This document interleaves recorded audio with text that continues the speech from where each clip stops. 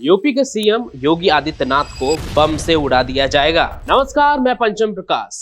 मामला कितना सीरियस है ये तो आप समझ ही गए होंगे, लेकिन इसके पीछे की पूरी कहानी क्या है? आखिर कौन योगी के खून का प्यासा है? ऐसा क्या हो गया जो वो खुलकर मुख्यमंत्री को धमकाने की कोशिश में है, और अब उसके साथ क्या होगा? ये सब कुछ मैं आपको बताऊंगा, लेकिन उससे पहले आप क्राइम कनेक्ट को सब्सक्राइब कर लें, क्योंकि यही मिलती है क्राइम की असली और चौंकाने वाली कहानियां।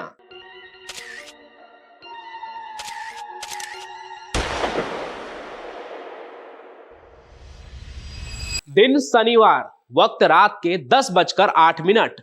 लखनऊ के पुलिस कंट्रोल रूम के CUG नंबर पर एक कॉल आया। पुलिसकर्मी ने कॉल उठाया तो उधर से एक अनजान शख्स ने कहा, यूपी के सीएम योगी आदित्यनाथ को बम से उड़ा दिया जाएगा। ये बात सुनते ही जैसे ही पुलिसकर्मी ने अनजान शख्स से क्रॉस क्वेश्चन किया कि वो कौन है, कहां से बोल रहा है, वैसे ही उसने उधर से कॉल काट दिया। फिर अधिकारी ने फौरन इसकी सूचना अपने सीनियर अधिकारियों को दे दी, जिसके बाद लखनऊ पुलिस महकमे में हड़कंप मच गया। अगले दिन इस मामले में सेंट्रल जोन की महानगर कोतवाली में सुरक्षा मुख्यालय में तैनात हेड कांस्टेबल उधम सिंह की शिकायत पर मुकदमा दर्ज कर लिया गया। जाहिर है प्रदेश के मुख्यमंत्री को जान से मारने की धमकी थी, वो भी बम से उड़ाने की। पुलिस और एजेंसियां 24 घंटे पड़ताल और छानबीन में जुट गई। कई टीमें बनाई गई। सर्विलांस सेल की मदद से धमकी देने वाले का मोबाइल ट्रेस किया जा रहा है। यकीनन वो पकड़ा भी जाएगा, क्योंकि ये कोई पहली मर्तबा नहीं है जब सीएम योगी को धमकी मिली हो। सीएम योगी कई आतंकी गुटों की हिट लिस्ट में शामिल है। इसी साल जनवरी के शुरुआती महीने में एक एक्स यूजर ने ट्वीट करके देवरिया में जमीन विवाद को लेकर 6 लोगों की जो हत्या हुई थी उस पर अपना रिएक्शन दिया और मुख्यमंत्री को जान से मारने की धमकी दे दी, जिसके बाद अजीत यादव नाम के उस शख्स के खिलाफ थाने में रिपोर्ट दर्ज हो गई। अब भले ही क्रोध या आवेश में या कभी कभी सिर्फ सुर्खियां में आने के लिए या फिर जोश जोश में ऐसी धमकियां दे दी जाती है और उसी बहाने लोग अपने पोस्ट वायरल भी करवा लेते हैं, लेकिन कानून के हाथ उन तक पहुंच ही जाते हैं। पिछले साल 23 अप्रैल को भी सीएम योगी को एक ऐसी ही धमकी मिली थी। धमकी ऐसी कि छानबीन करने के लिए ATS तक को इन्वॉल्व करना पड़ा। ATS मतलब एंटी टेरर स्क्वाड। FIR में मौजूद जानकारियों के मुताबिक सीएम योगी को 23 अप्रैल की रात 8:22 पर एक धमकी मिली। यह धमकी UP 112 मुख्यालय में सोशल मीडिया के व्हाट्सएप डेस्क पर दी गई थी।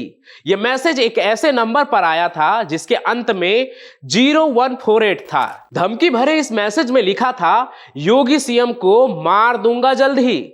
जाहिर है उस वक्त भी पुलिस प्रशासन और कई एजेंसियां हरकत में आ गई। पुलिस ने केस दर्ज कर लिया और UP ATS समेत कई एजेंसियों को इसकी सूचना दे दी गई। पता नहीं चल पा रहा था कि आखिर यह धमकी देने वाला कौन है। कोई मजाक कर रहा है या फिर कोई बदमाश अपना नाम और रौब बढ़ाने के लिए फर्जी धमकी दे रहा है, या कोई खार खाया क्रिमिनल, या फिर कोई आतंकी। सभी एजेंसी को खबर दे दी गई ताकि सभी अपने हिसाब से धमकी देने वाले की छानबीन करे। आगे चलकर अगस्त में भी एक ऐसी ही धमकी भरा मैसेज मिला पुलिस को, जिसके बाद लखनऊ साइबर सेल ने राजस्थान के भरतपुर से सरफराज नाम के एक शख्स को धर दबोचा। देवेंद्र तिवारी नाम के एक हिंदूवादी नेता ने अवैध बूचड़खानों के खिलाफ एक जनहित याचिका दायर की थी, जिसके बाद लखनऊ के आलमबाग इलाके में रहने वाले देवेंद्र तिवारी के घर पर एक बैग में धमकी भरी चिट्ठी मिली, जिसमें मुख्यमंत्री योगी और देवेंद्र तिवारी को बम से उड़ाने की धमकी दी गई थी। लिखा था कि बाकी लोगों की गर्दन काटी है, तुम दोनों यानी सीएम योगी और देवेंद्र को बम से उड़ाएंगे। आगे जांच हुई तो रिपोर्ट के मुताबिक इनमें किसी सलमान सिद्दीकी का नाम सामने आया था। ये तो बात रही उत्तर प्रदेश के मुख्यमंत्री योगी आदित्यनाथ की। अगर आपको याद हो तो एक धमकी भरा मेल वर्ल्ड कप के वक्त भी आया था कि 500 करोड़ रुपए दो और लॉरेंस बिश्नोई को जेल से आजाद करो, नहीं तो नरेंद्र मोदी और उनके नाम पर जो दुनिया का सबसे बड़ा क्रिकेट स्टेडियम बना है, दोनों को बम से उड़ा दूंगा। मतलब लोग मुख्यमंत्री को ही नहीं, देश के प्रधानमंत्री को भी जान से मार देने की धमकी देने से नहीं चूक रहे हैं। वैसे तो कई बार आपसी झगड़े में भी लोग गुस्से में ये कह देते हैं एक दूसरे को कि मैं तुम्हें जान से मार दूंगा, लेकिन क्या किसी को जान से मार देने की धमकी देना कानूनन जुर्म नहीं है, या फिर इस जुर्म की सजा बेहद मामूली है? आइए सब कुछ आपको मैं बताता हूं। देखिए, अगर कोई आदमी किसी दूसरे को गाली गलौज या जान से मारने की धमकी देता है तो ऐसा करने पर पुलिस थाने में एफआईआर दर्ज की जा सकती है। अगर मामला सिर्फ गाली का हुआ तो भारतीय दंड संहिता की धारा 294 में केस दर्ज किया जा सकता है। अमूमन ऐसे मामलों में कानूनी कार्रवाई के तहत जेल नहीं होती है, दोषी से जुर्माना भरवाकर छोड़ दिया जाता है। लेकिन अगर कोई जान से मारने की धमकी दे देता है तो मामला सीरियस हो जाता है।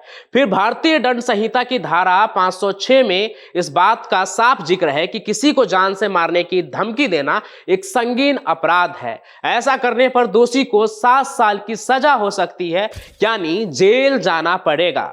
हालांकि इसमें भी ज्यादातर मामलों में देखा जाता है कि आरोपी जमानत पर छूट ही जाता है और मुकदमा जो है वो चलता रहता है। शायद इसलिए भी लोग ऐसी हिम्मत यूं ही कर लेते हैं क्योंकि उन्हें पता है कि जमानत भरकर छूट ही जाएंगे, लेकिन उसका नाम तो बड़ा हो जाएगा। मिसाल के लिए जेल में कैद लॉरेंस बिश्नोई को ही देख लीजिए। पहले छोटा अपराधी था, छोटा गैंगस्टर था, लेकिन तमाम जाने माने लोगों को धमकियां देकर अपना नाम बड़ा कर लिया उसने।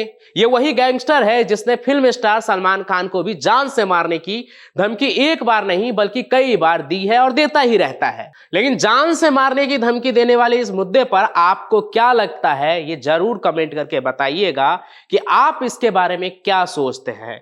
और हर रात 8 बजे जरूर देखें एक नई क्राइम की चौंका देने वाली कहानी, सिर्फ और सिर्फ मेरे साथ क्राइम कनेक्ट पर।